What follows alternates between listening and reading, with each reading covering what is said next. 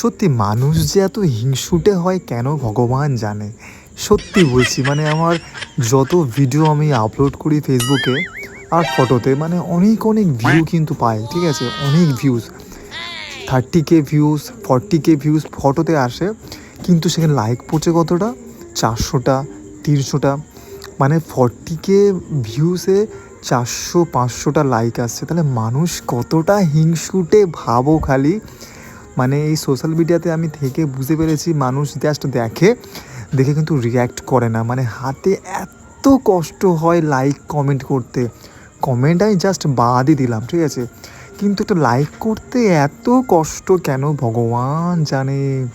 মানে এত হিংসা, এত হিংসা, এত হিংসা, সত্যি, মানে কি বলবো, একটা লাইক করতে যে এত কষ্ট হয়, বাপরে বাপ। জাস্ট মজা করলাম, কেউ কিছু মনে করো না আমাকে। অনেকেই লাইক করে, অনেকেই কমেন্ট করে, সবার তো আর সময় থাকে না, কেউ হিংসুটে নয়, ঠিক আছে, সবারই একটা সময়ের দাম আছে, ইনফ্যাক্ট আমারও আছে।